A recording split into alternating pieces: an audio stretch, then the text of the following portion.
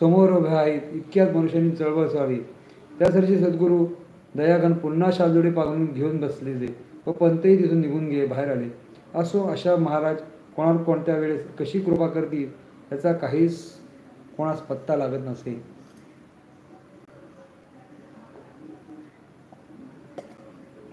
श्री स्वामी समर्थ. गोपाळपंतांचे स्वामींचे तीर्थप्राशन. सकाळच्या रात्री संकेताप्रमाणे घडले नाही. आता काय करावे अशा विचारात गोपाळपंतराव विहिरीवर गेले. त्या विहिरीवर एक दोन ब्राह्मण असून बाकी शूद्रच होते. त्या ब्राह्मणाजवळ मोठे भांडे मागत असतात, त्यांनी दिले नाही. तेव्हा स्नान करावे कसे? मग एक मराठ्या मनुष्याजवळ मातीचं घागर मागून विहिरीजवळ भरून आणून स्नान केलं. सेवेकरी मंडळी पाहून त्यांना बळवंतराव म्हणून एक महाराज गुडगुडी पाजणारा असे, त्याने तर अतिच निर्भत्सना केली. अरे या कोकण्या वाटला, त्याचे हात पाणी घेऊ नका असे सांगितले. ते ऐकून त्यांना रडे कोसळले, पण ते काहीच बोले नाही. नंतर त्यातील काही मंडळी असे म्हटले, ही गोष्ट न समजून झाली तर त्याला महाराजांनी तीर्थ द्या. म्हणजे आले. मग त्यांना श्रीपाद भटाने तीर्थ दिले आणि शुद्ध करून घेतले.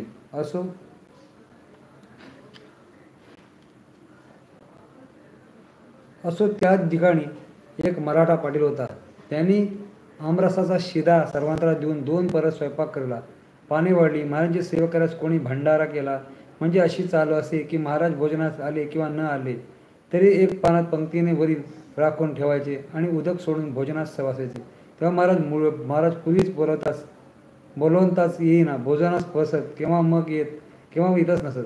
असो असा पाठ असे. त्या दिवशी समाराधनाचे उदक सुटले. भोजनात बसण्या इतक्यात काही मंडळी मारले, त्या कोकणाचे पान पंक्तीवारे ठेवा असे एकदा ब्रह्मवाटे म्हटले. त्याला स्त्रींचे तीर्थ देऊन शुद्ध केले आहे, आता वेगळे पान ठेवण्याची गरज नाही. परंतु बळवंतरावास ते सहन न होईना. त्यांनी गोपाळरावांचे पंतांचे पान पंक्तीतून बाहेर ओढून ठेवले आणि त्यांना जागेवरून उठवून जा तिकडे बैस, पंक्ती बसू नको असे सांगितले. ते उठले, पण सर्वांच्या समक्ष आपली अप्रतिष्ठित झाली. आपले कैवारी कोण आहे असे मनात म्हणून मुकाट्याने पलीकडे पान ओढले व ते तिथे जाऊन बसले. वारंवार त्याच्या मनात कळ येत, परंतु उपयोग काय? परंतु गीतेत 9व्या अध्यायात म्हटले आहे श्लोक, अनन्य चिंतयोन्तामाम येन जना परिव्यसते तेषम नित्य अभियोक्तानाम योगक्षेम वहाम्यम. या श्लोकाच्या ब्रीदाप्रमाणे येथे एक महाराजाशिवाय त्यांचा कैवारी कोणच नव्हता.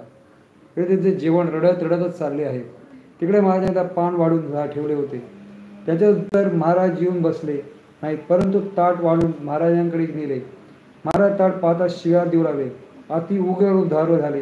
तोंडाने 2-4 वेळा अगदी वाटेल तेव्हा आम्हास वाटलो, आम्हा शिवू नका, माधुरचोत आम्ही जेवत नाही असे म्हणत त्या काही शिव्या वगैरे नरसिंह रूपाने तिथून जे उठले ते उकरड्यावर जाऊन बसले. कोणाला पुढे देऊन देत ना, पुष्कळांना प्रार्थना केली, परंतु कोणास चालले ना. असे कार्यक्रम चालले होते. सायंकाळी थोडी प्रकृती शांत आली आणि रात्री भोजनात झाले. असो त्यावेळी गोपाळपंतांना माझे कोण कैवारी नाही हे जे वाटले होते त्याबद्दल आज ही आकृती त्यांनी करून दाखवली असावी. दुसऱ्याशी गोपाळपंतांची गोष्ट कोणी काढली नाही. पंक्तीतच त्यांना सत्कारने भोजन मिळाले. पुढे असेच काही प्रत्यक्ष, काही दृष्टांत वगैरे चमत्कार काही लोकांचे, काही आपले मिळून दिवसादिवस त्यांची जास्त श्रद्धा वाढत चालली आणि सर्व जगाचे अधिकारण किंवा कृपेने पूर्ण भरले दीनदकावर कृपा करण्याची उशीर नाही असे ते आमचे महाराज अकडो स्वामी निवासी येथे गोष्ट वारंवार सांगितलेल्या जपाचे स्मरण करीत नेहमीच जवळ असायचे. हीच काय ती त्यांची सेवा होती. असो विचार करू गेले असता त्यांना दोष तर मोठ्या नव्हता आणि सर्व तीर्थाचे तीर्थरूप म्हणजे त्यांच्या पायापासून सर्व तीर्थे निर्माण झाली. त्याचप्रमाणे त्यांच्या आगमनाची तीर्थे दैवत निरंतर वाट पाहतात. त्यासमोरच्या तीर्थ आणि सर्वानुपदे द्यावयाचे ठरलेले सर्वांचे गुरु देव काय ते श्री स्वामी समर्थ. त्याचप्रमाणे सर्व सेवेकरी अशाच भावनेने सेवा करे असे त्यांनीच तीर्थ दिले आणि त्यांनीच पंक्तीबाहेर पान ठेवले. काय माया विलक्षण.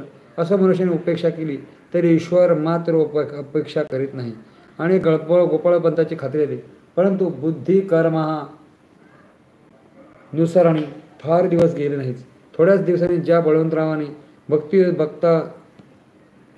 पंक्तीतून पान ओढले होते त्याच्या दैवयोगाने म्हणा अगर ईश्वर शोभाने म्हणा त्याला वेड लागले.